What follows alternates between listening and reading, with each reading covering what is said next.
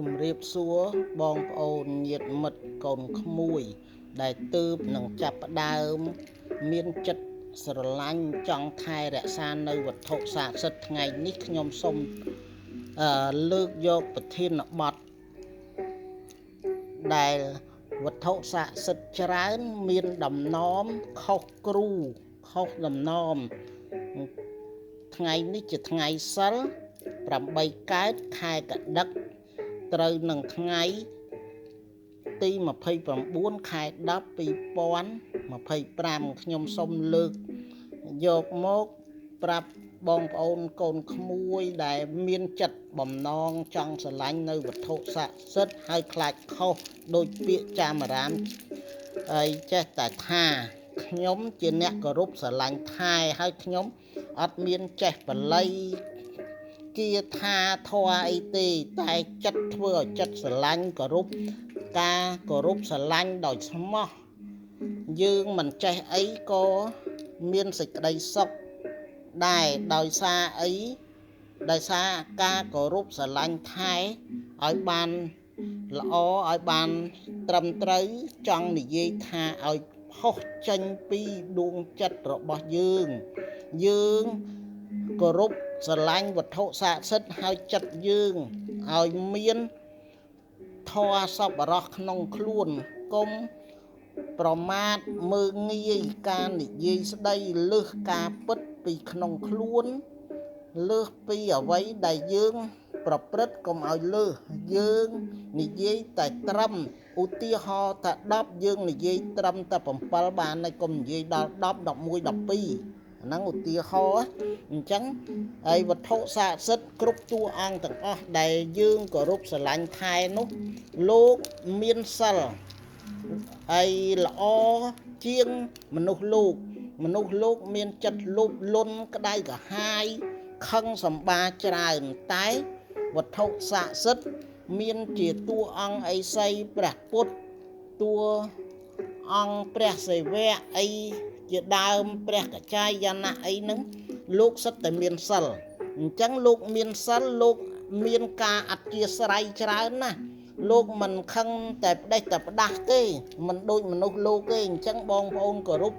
ស្រឡាញ់ថែហ្នឹងកុំភ័យបារម្ភថាអូខ្លាចឈួតដូចអ្នកនេះអ្នកនោះឃើញហើយគោរពច្រើនពេកទៅបារមីប្រឆាំងគ្នាឆ្លោះគ្នាធ្វើឲ្យហើយអ្នកគោរពថែហ្នឹងឈួតព្រោះខ្ញុំឯងមានការទទួលនៅពាក្យសម្ដីបែបនេះច្រើនពីបងប្អូនពីអ្នកអត់យល់ដឹងអាយល់តិចចេះតែមកនិយាយបំផ្លឹះបំផ្លោងការពិតតាមពិតវត្ថុស័ក្តិសិទ្ធិលោកមានធម៌សប្បុរសជាងមនុស្សលោកមិនបកែបកាន់ទេហើយក្នុងថ្ងៃសិលលោកមិនចង់បានអីពីអ្នកគោរពស្រឡាញ់ថែទេលោកចង់បានតែភាពបរិសុទ្ធពីអ្នកគោរពស្រឡាញ់ថែហ្នឹងឲ្យអ្នកនងឯងមានភាពបរិសុទ្ធត្រឹមត្រូវយុត្តិធម៌និយាយកុំបំភ្លើសការពិតកុំចង់បានផុសគេកុំលួចទ្រព្យសម្បត្តិគេកុំកេងប្រវ័ញ្ចគេដោយហួសហេតុធ្វើឲ្យគេយំស្រែកនិយាយដើមគេនិយាយបង្ខូចគេលោកអត់ចង់បានអញ្ចឹងឲ្យចង់បានតែធាតុពិតអញ្ចឹងហើយកាលណាយើងគោរពវត្ថុស័ក្តិសិទ្ធិយើងត្រូវគោរពពាក្យសច្ចៈបើណាត់ម៉ោងយើងត្រូវណាត់ថាបើម៉ោង1ច្បាស់ជាម៉ោង1ម៉ោង7ច្បាស់ជាម៉ោង7ហើយយើងកុំម៉ោង7ចេញដល់ស្អែកម៉ោង7អាហ្នឹងវាខុសដល់មួយថ្ងៃឬក៏ណាត់ម៉ោង7ចេញម៉ោង9អាហ្នឹងខុសពាក្យសច្ចៈខុសពាក្យភាពត្រឹមត្រូវអញ្ចឹងលោកអត់ចូលចិត្តទេអ្នកអញ្ចឹងហើយកុំបន្ទោសលោកថាអីខំគោរពមកកណោហើយមិនក៏នៅតែហើយមានទុកទោសដាក់ខ្លួនអញ្ចឹងតាមពិតទុកទោសដាក់ខ្លួនដោយសារយើងនិយាយមិនប្រកបលោកមិនថែរក្សាកាន់ខ្នងរងមុខយើងទេបើសិនជាយើងហើយគោរពលោកដោយនិយាយអីភាពពិតចំពោះអ្នកដតីចំពោះមនុស្សលោករវាង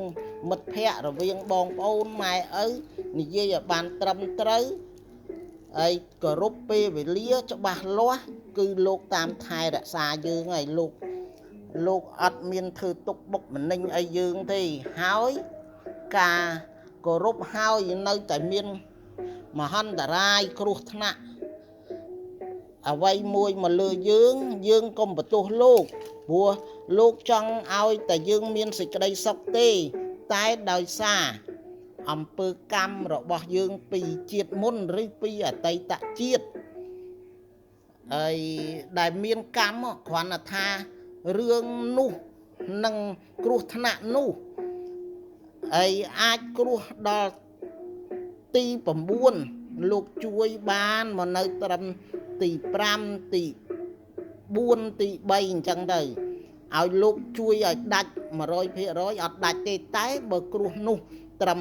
5លោកអាចជួយឲ្យផុតនៅសល់1អីអញ្ចឹងអាហ្នឹងបាន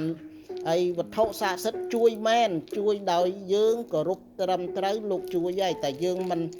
គោរពតាំងចិត្តឲ្យបានត្រឹមត្រូវទេលោកមិនអាចជួយទេហើយលោកក៏មិនមែនជាអ្នក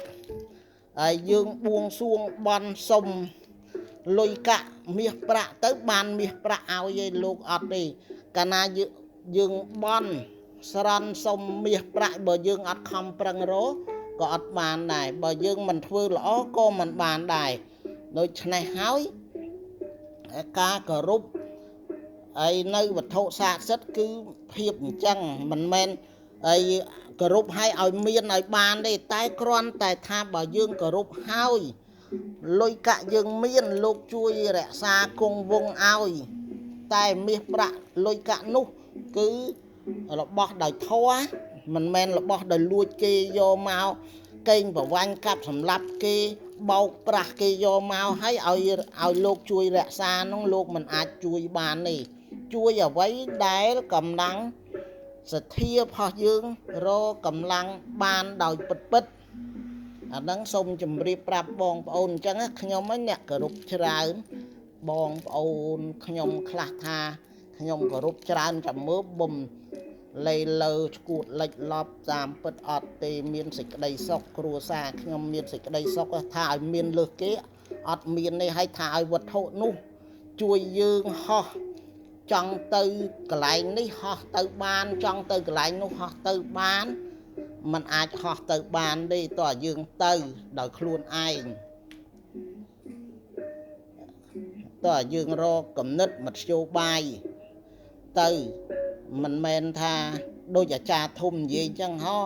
គោរពវត្ថុស័ក្តិសិទ្ធិគោរពខ្នាយអើយចង់ផឹកកាហ្វេឲ្យខ្នាយធ្វើកាហ្វេមកឲ្យបានផឹកនោះអត់មានទេហ៎ចង់ចេញទៅក្រៅហោះវឹងចេញទៅក្រៅអត់ទេគ្រាន់តែថាការគោរពនោះគឺបានសេចក្តីសុខអញ្ចឹងការរៀបរាប់បានខ្លះខុសឆ្គងត្រង់ណាពីរៀមច្បងដែលចេះដឹងសូមមេត្តាអភ័យទោសដល់ខ្ញុំផងខ្ញុំមានចំណេះដឹងបន្តិចបន្តួចខ្ញុំគ្រាន់តែបំភ្លឺខ្លះចំពោះអ្នកដែលចេះ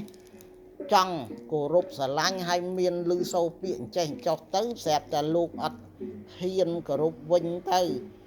ហើយអត់អីទេ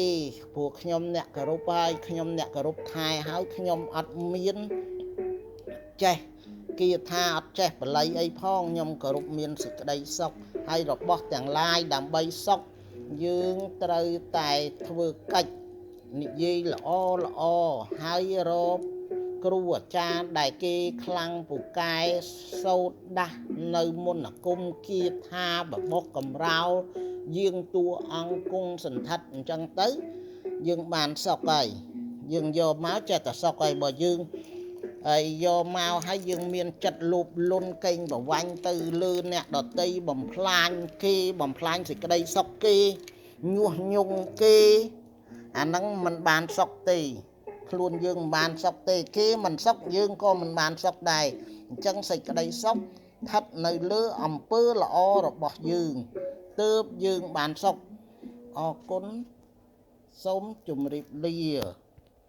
សូមជូនពរឲ្យមានសេចក្តីសុខនិងចម្រើន